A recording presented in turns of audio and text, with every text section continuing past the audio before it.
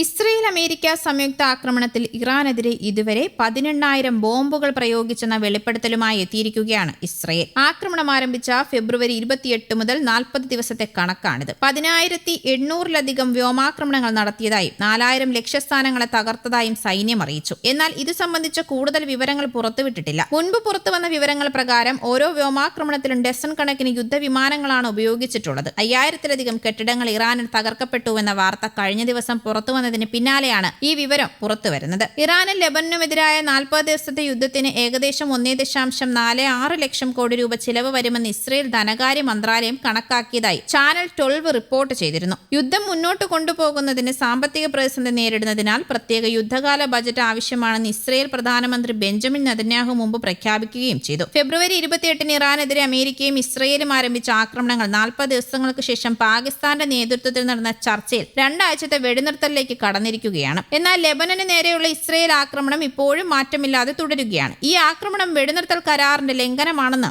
Iran പറഞ്ഞെങ്കിലും Lebanon കരാറിൽ ഉൾപ്പെട്ടില്ലെന്നായിരുന്നു ഇസ്രയേലിന്റെ വിശദീകരണം. ലെബനനിലെ ആക്രമണങ്ങളിൽ ഐക്യരാഷ്ട്രസഭയും ഫ്രാൻസ്, സ്പെയിൻ തുടങ്ങിയ രാജ്യങ്ങളും അപലപിച്ചിരുന്നു. അതേസമയം ലെബനനും ഇസ്രയേലും തമ്മിലുള്ള സംഘർഷം അവസാനിപ്പിക്കാൻ US പ്രസിഡന്റ് ഡൊണാൾഡ് ട്രംപിന്റെ ഇടപെടൽ ഉണ്ടായതായുള്ള റിപ്പോർട്ടുകളുമുണ്ട്. വ്യാഴാഴ്ച ട്രംപും ഇസ്രയേൽ പ്രധാനമന്ത്രി ബെഞ്ചമിൻ നെതന്യാഹുവും തമ്മിൽ നടന്ന നിർണായകമായ ടെലിഫോൺ സംഭാഷണത്തിന് പിന്നാലെ ലെബനനുമായി നേരിട്ടുള്ള ചർച്ചകൾക്ക് ഇസ്രയേൽ തയ്യാറായിരിക്കുകയാണ്. അതേസമയം ഇറാന്റെ പുതിയ പരമോന്നത നേതാവ് മൊജ്തബ ഖമനേയിയുടെ ആരോഗ്യനിലയെ സംബന്ധിച്ച വിവരങ്ങളും പുറത്തുവരുന്നുണ്ട്. ഫെബ്രുവരിയിൽ ടെഹ്റാനിലുണ്ടായ വ്യോമാക്രമണത്തിൽ മുഖത്തിനും കാലിനുമേറ്റ ഗുരുതരമായ പരിക്കുകളിൽ നിന്ന് മൊജ്തബ ഖമനേയി ഇപ്പോഴും മോചിതനായിട്ടില്ല എന്നാണ് റോയിട്ടേഴ്സ് റിപ്പോർട്ട് ചെയ്തത്. ആക്രമണത്തിൽ അദ്ദേഹത്തിന്റെ 1-2 കാലുകൾക്ക് സാരമായ പരിക്കേറ്റതായും അടുത്ത വൃത്തങ്ങളെ ഉദ്ധരിച്ച് റോയിട്ടേഴ്സ് റിപ്പോർട്ട് ചെയ്യുന്നു. പിതാവ് ആയത്തുള്ള അലി ഖമനേയിയുടെ മരണത്തിന് കാരണമായ അതേ ആക്രമണത്തിലാണ് 56-കാരനായ മൊജ്തബയ്ക്കും പരിക്കേറ്റത്. ഫെബ്രുവരി 28-ന് അമേരിക്കയും ഇസ്രയേലും സംയുക്തമായി നടത്തിയ നീക്കത്തിലാണ് സെൻട്രൽ ടെഹ്റാനിലെ പരമോന്നത നേതാവിന്റെ കോമ്പൗണ്ട് ലക്ഷ്യമിട്ട ആക്രമണം നടന്നത്. ഈ ആക്രമണത്തിൽ മൊജ്തബയുടെ പിതാവ് മുൻ ഭരണാധികാരിയുമായ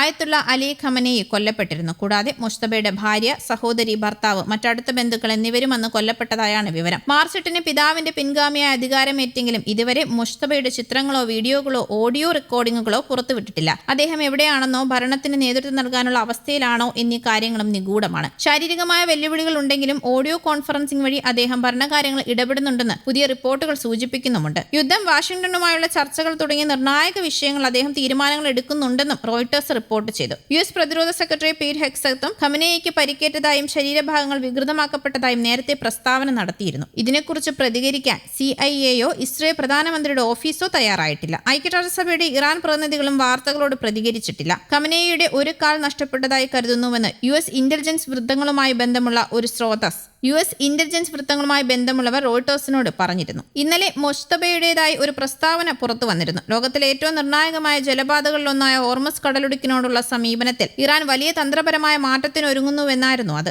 കടലിടുക്ക് കൈകാര്യം ചെയ്യുന്നതിൽ രാജ്യം പുതിയ ഘട്ടത്തിലേക്ക് കടക്കുകയാണെന്ന് മൊജ്തബ സ്റ്റേറ്റ് മീഡിയയിലൂടെയാണ് പ്രഖ്യാപിച്ചത്. News desk, Kerala Kaumudi.